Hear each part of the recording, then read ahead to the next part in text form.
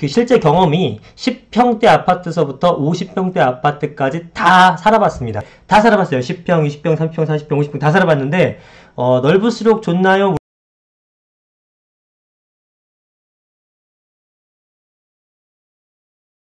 네, 안녕하세요. 이승훈 소장입니다.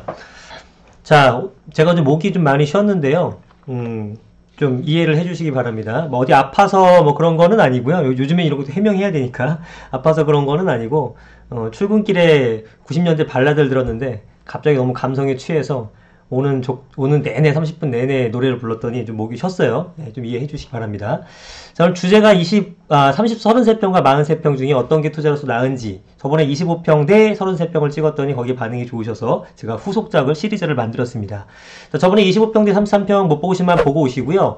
요거에 대해서는 제가 33평의 의견을 조금 더 드렸습니다. 왜냐하면 25평 같은 경우에는 이제 참 작고 33평 같은 경우는 좀 크잖아요. 물론 가격에 이제 차이가 있겠습니다만 보편적으로는 25평에서 33평까지는 아이들이 자라고 하면서 25평이 좀 작게 느껴지니까 33평까지는 늘려가려는 수요가 상당히 많더라. 그래서 33평이 좀 안정적인 기반을 갖고 있고 25평은 상대적으로 작기 때문에 상승폭에는 약간 제한이 있다. 뭐 큰 차이는 없지만 약간 그렇게 정리를 해드렸는데, 그럼 33평에서 43평 넘어가는 것도 훨씬 더 커지는데 더 좋은 거 아니냐? 그래 여기에 대해서 한번 말씀드려볼까 합니다. 자, 일단 저는 그 실제 경험이 10평대 아파트서부터 50평대 아파트까지 다 살아봤습니다. 결혼 생활하면서 최초 신혼생활은 17평 아파트에서 시작해가지고 얼마 전에 54평 아파트, 지금 이제 46평에 살고 있는데 다 살아봤어요. 10평, 20평, 30평, 40평, 50평 다 살아봤는데 넓을수록 좋나요? 물어보신다면은 당연합니다. 예, 넓을수록 당연히 좋죠. 편합니다. 예, 그리고 넓으니까 이제 공간 활용도 좋고. 근데 이제 개인적으로는 신혼 때 10평대 생활했, 17평 아파트 생활했었는데 그때는 사실 좁은 걸 몰랐어요. 신혼이니까 어떤 그 짐도 좀 간소화되어 있고 아이들도 없었을 때니까 뭐 특별히 이렇게 장난감이라든가 이렇게 늘어지는 짐이 없었죠. 그래서 뭐 좁다 뭐 이런 느낌까지는 아니었고 뭐 충분히 잘 살았다가 이제 30평대 아파트 사는데도 아이들이 있으면 좀 좁게 느껴질 때도 있고요. 20평대, 23평 아파트 살 때는 정말 정말 좁았어요. 그렇게 느껴졌었고, 그러다가 이제 50평대 사니까 54평 아파트는 뭐 아이들이 있어도 뭐 그거는 솔직히 넓게, 여유있게 씁니다. 근데 그런 거 있잖아요. 왜 넓으니까 뭔가 이렇게 비어있으면 허전하잖아요. 뭐 쓸데없는 거 자꾸 삽니다. 그게 부작용이에요. 막 이상한 뭐 커다란 어떤 아이들 그 장난감들이 있어요. 커다란 미끄럼틀, 뭐 커다란 뭐 그 시소 뭐 이런 것들이 실내에서 할 수 있는 게 있거든요. 자꾸 그런 거 사게 되더라고요. 뭐 레고 블록 같은 거 이만한 거 사게 되고, 그러다가 이제 저희가 이사 오면서 40평대를 좀 줄였는데, 그러니까 또 사람이 40평대 상당히 넓잖아요. 아, 감사합니다. 너무 좁게 느껴지더라고요. 어쨌든 지금 그렇게 살고 있는데, 자, 지금 그 43평 아파트와 33평 아파트의 차이점, 가장 큰 차이점은 뭐냐면은 방이 하나 더 늘어난다는 겁니다. 자, 25평 아파트가 요즘 방 3개짜리고요. 33평 아파트 넘어가는 것도 역시 방이 3개예요. 근데 사이즈가 넓어집니다. 근데 좁았다가 넓어지니까 느낌이 확 커져요. 근데 33평에서 43평 갈 때는 비율로 따지게 되면은 똑같이 뭐 한 10평 정도씩 늘어났다고 하더라도 작았다가 넓어지는 것과 넓은 데서 또 넓어지는 것은 비율의 차이가 있잖아요. 그래서 25평에서 33평 가게 되면 많이 넓어 보이는데 33평에서 43평 가게 되면 그만큼은 안 느껴집니다. 제가 느꼈을 때는. 근데 대신 좋은 건 뭐냐면 40평대 아파트에서는 방이 하나 더 생깁니다. 그죠? 방이 하나 생겨서 방이 4개가 돼요. 그래서 그걸 뭐 제가 서재로 쓴다거나 뭔가 활용을 더 할 수가 있죠. 이런 부분이 있기 때문에 저는 43평 구입하는 것까지는 찬성을 합니다. 예. 그러니까 33평보다 낫다 이게 아니라 33평도 괜찮고 43평 사는 것도 무방합니다. 나는 조금 넓게 실거주하고 싶어. 근데 43평 너무 큰 평 쓰니까 요즘 대형 인기 없대는데 좀 투자로서 좀 고민되지 않나? 괜찮아요. 40평대까지는 제가 볼 때는 썩 나쁘진 않아요.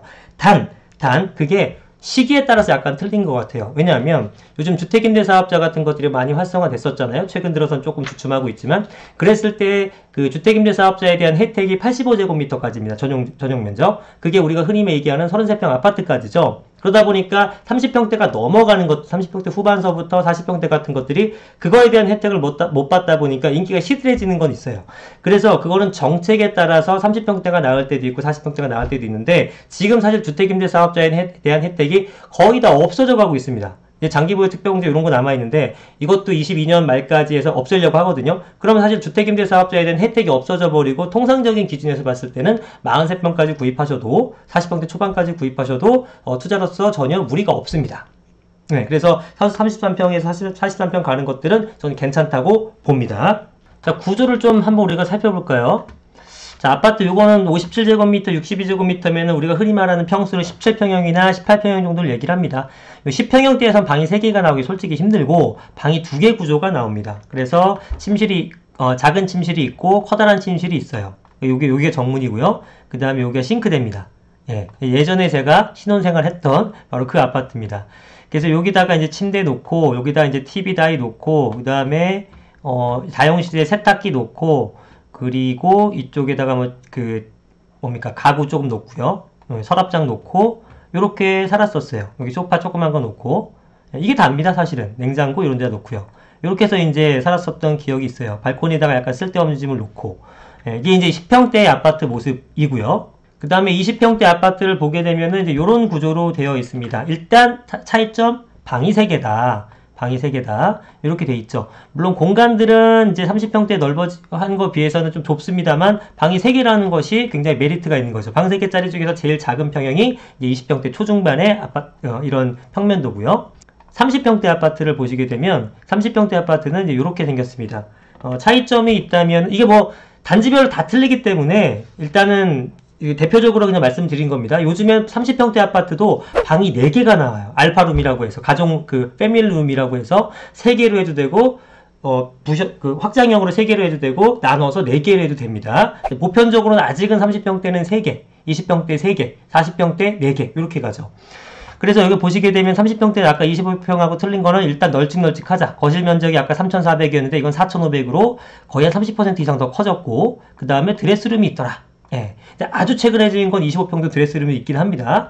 예. 요거는 한 10년 정도 된 아파트를 기준해서 말씀을 드리고 있는 거예요. 자, 요렇게 생겼습니다. 그래서 25평보다 좀 널찍널찍하고 드레스룸이 있다라는 게 좀 편리한 거고요.